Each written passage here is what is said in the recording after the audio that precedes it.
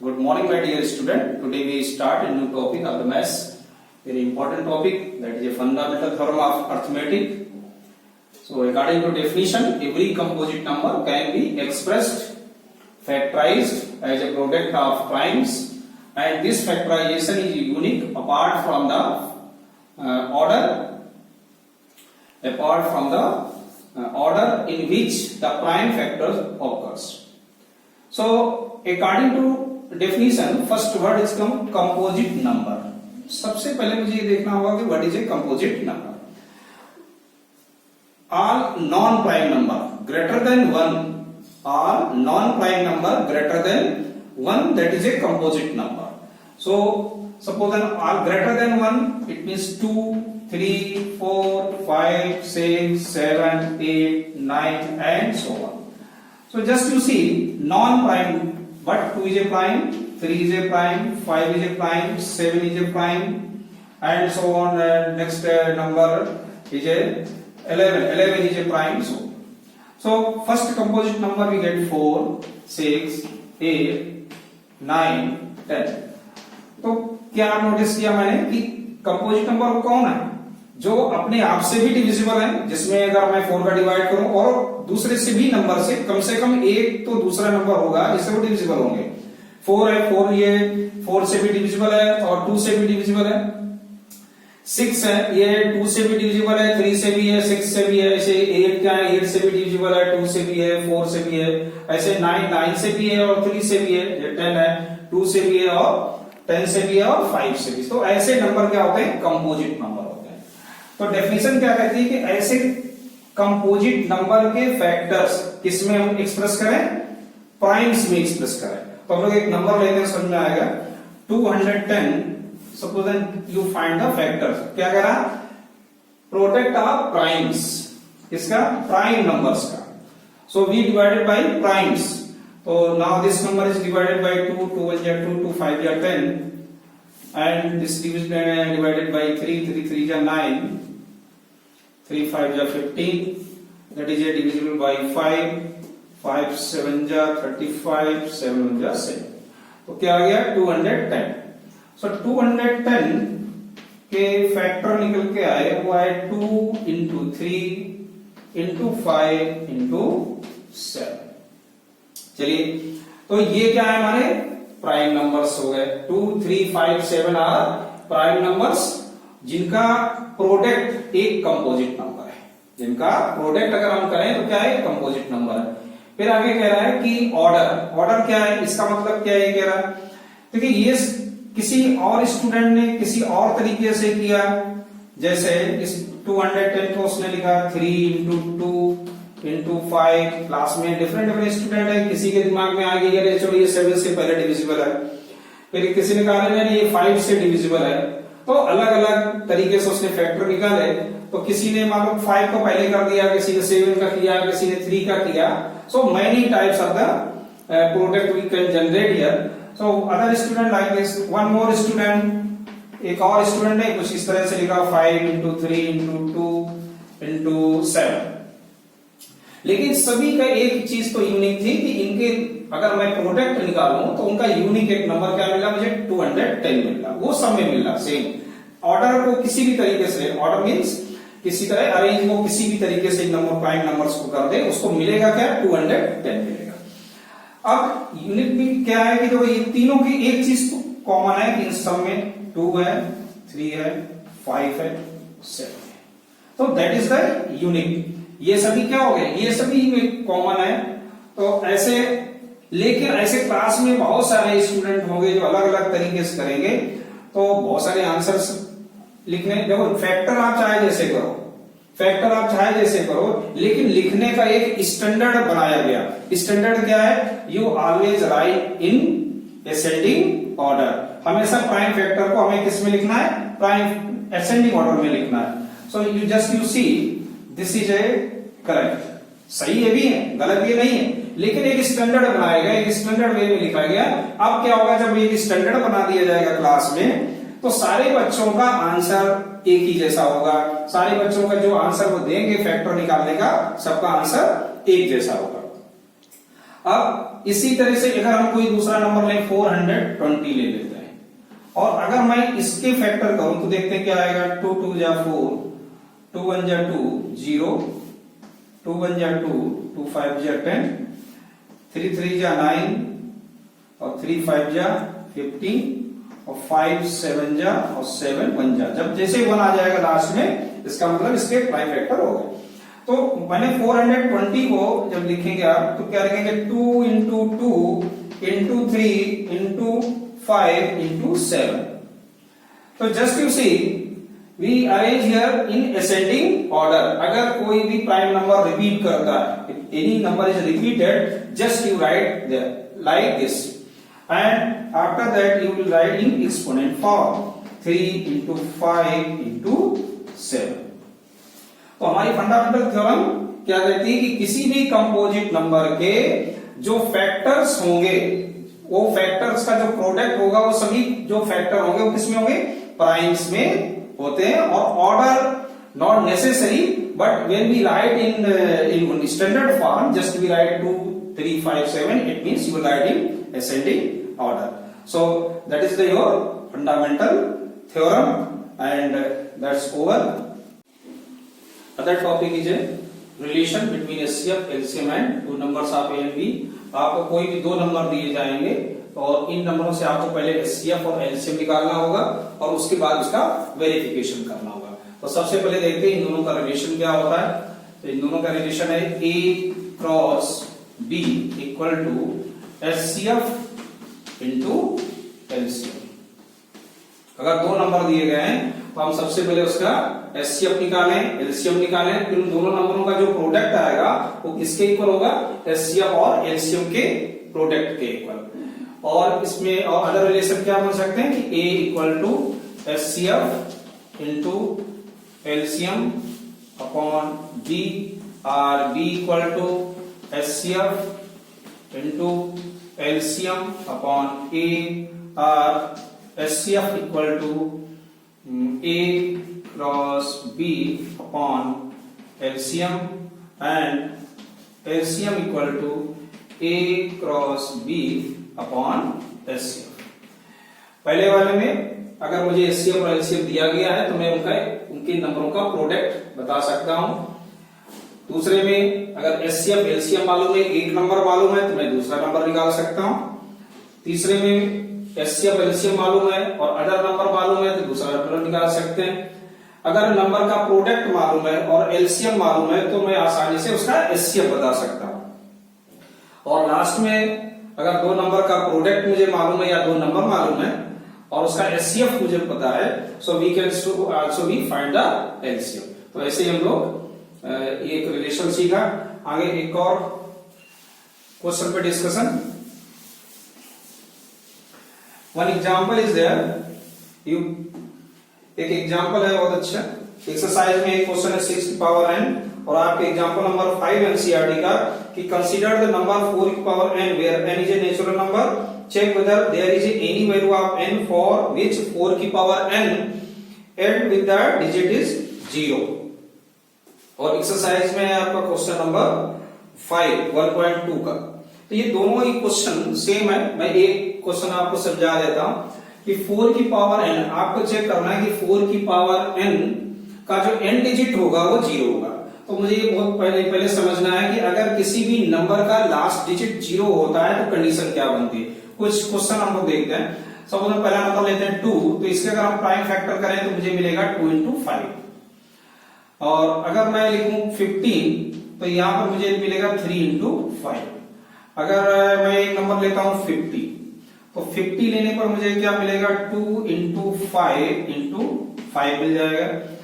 अगर और भी मैं नंबर करूं 100 लेता हूं तो 100 नंबर किस में आएगा आपका 2 इंटू 2 इंटू 5 इंटू 5 में मिलेगा।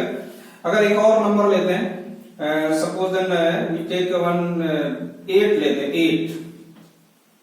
8 नहीं डबल डिजिट में लेते हैं, मान लीजिए कि आप 12 लेते हैं, तो क्या आएगा 2 इंटू 2 इंटू 3। तो हमने क्या नोटिस किया, देखो यहां यूनिट डिजिट क्या है 0 है, यहां पे यूनिट डिजिट क्या है 0 है, और यहां भी यूनिट डिजिट 0 है। इन नंबरों में इनकी यूनिट डिजिट 0 है, जबकि 15 है, 12 है और भी बहुत सारे नंबर ऐसे हम लोग एग्जाम्पल ले रहे हैं, इनमें इंडिजिट 0 नहीं है। तो नोटिस करना है कि जिसमें देखो इंडिजिट 0 है उसमें 2 और 5 जरूर होगा। यहां 0 है तो यहां भी देखो 2 और 5 है, यहां भी 0 है तो यहां भी 2 और 5 है। इसमें 12 है, यहां 0 नहीं है तो यहां देखो कोई भी 2 तो है लेकिन 5, इसमें 5 नंबर नहीं है। ये 15 end digit not 0 but 2 is not there, इसमें 2 नहीं है। तो नोटिस करना क्या, मुझे इन एग्जाम्पल से क्या पता चला कि अगर किसी भी नंबर के लास्ट डिजिट में 0 अगर है, then we can say that number must be contain 2 and 5, यानी वो नंबर 2 और 5 दोनों वो कंटेन करेगा। तो इस क्वेश्चन में अगर हम बात करें 4 की पावर n, तो यहां है 2 into 2 whole power n, it means we can write like this 2 की power 2 whole power n, that is 2 की power 2n। It means 4 contain 2 prime. 4 जो हमारा है ना वो एक 2 प्राइम नंबर को तो कंटेन करेगा लेकिन 5 को कंटेन नहीं करता। 4 नॉट कंटेन प्राइम 5 और 4 की power n not contain prime 5, therefore it's end digit not 0। फिर से एक बार समझ लेंगे कि किसी भी नंबर का लास्ट डिजिट 0 कब हो सकता है, जब वो नंबर 2 और 5 दोनों से डिविजिबल होगा। क्लियर? यहां पे 10 अगर 0 है तो यहां 2 और 5 दोनों प्राइम होना जरूरी है। 15 है, 5 तो है लेकिन 2 नहीं, इसलिए इंडिजिट इसका 0 नहीं है। यहाँ एक 0 है लेकिन यहाँ 2 और 5 है।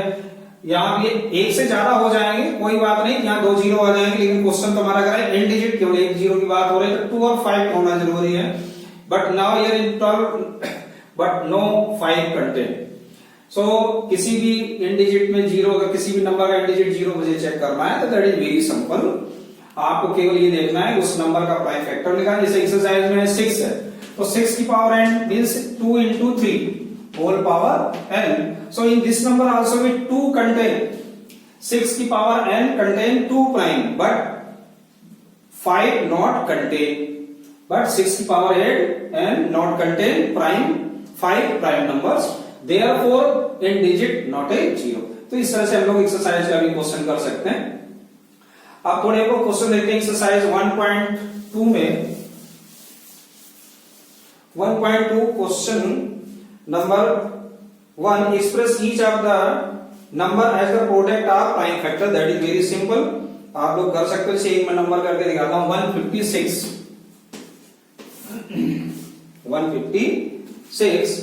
so that number is divisible by 2, तो 2 7 जा 14 और 2 8 जा 16, फिर 2 3 जा 6, 2 9 जा 18, 3 1 जा 3, 3 3 जा 90 and 13 1 जा 30।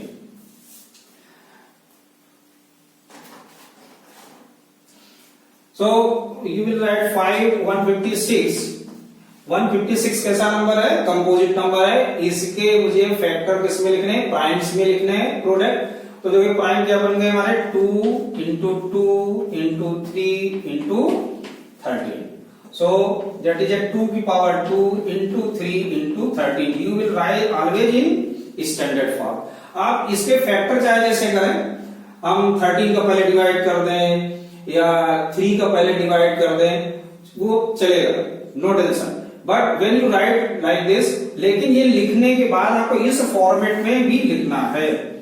ये फॉर्मेट में इसका नंबर है आपका, ये चाहे जैसे, but when you right 1 product, when you will right up 156, you will write always in ascending order। After that, if any number will be repeated, just you write in exponent form, proper तरीके से। तो I'll come to question number 2। Question number 2, find the LCM and SCF of the following pair of integers and verify the LCM into SCF equal to product of two numbers। हम लोग एक question करेंगे, first part इसका 26 and 91।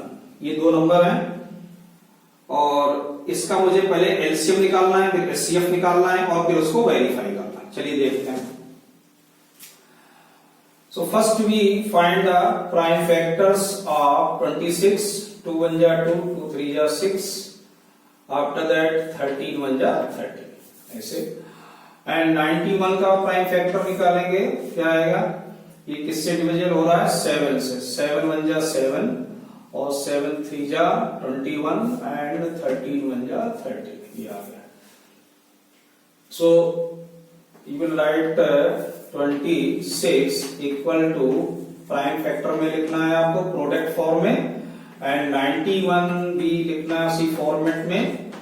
So just you find HCF first. तो HCF इसका क्या आया, common factor, common prime factor, common prime number, that is the HCF.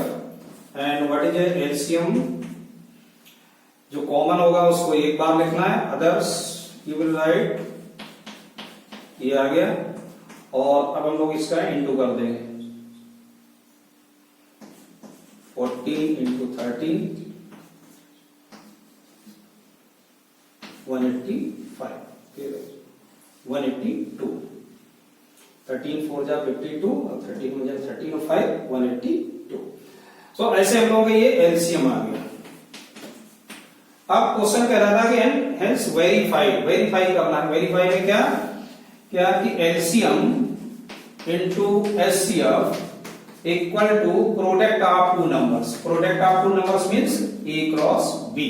ये हमारा क्या है 26 है और ये क्या है बी है.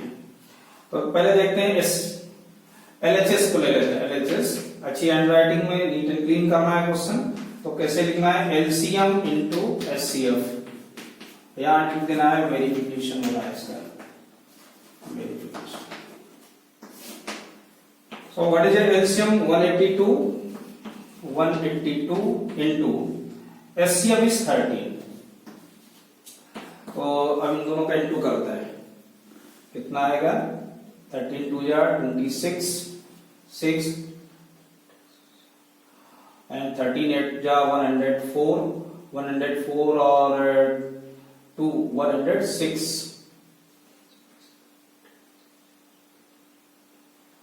कितना आ जाएगा 6.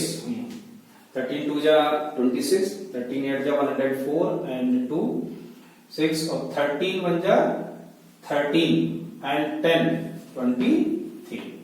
सो इस एलएचएस इसका आया 2366. और आरएचएस में चलते हैं. आरएचएस क्या है, ए क्रॉस बी. ए क्रॉस मीन्स दोनों नंबरों का प्रोडक्ट, कितना 26 इंटू 91. हम इन दोनों का इंटू करके देख लेते हैं रफ में. 2 कितना आएगा 6 6 3 एंड 2, कितना मिला 2366. तो हमने क्या नोटिस किया कि इसका एलएचएस और आरएचएस दोनों सेम आ गए. सिंस एलएचएस इक्वल टू क्या आ गया, एलएचएस आरएचएस, हेंस वेरीफाइड. तो ऐसे आप अदर क्वेश्चंस भी कर सकते हैं. हमने एक क्वेश्चन आपको करके दिखाया, सेकंड का एक पार्ट किया. थर्ड क्वेश्चन जो कहता है कि find the LCM and HCF of the following integers by applying the prime factorisation method. Similarly, we will do fourth number question.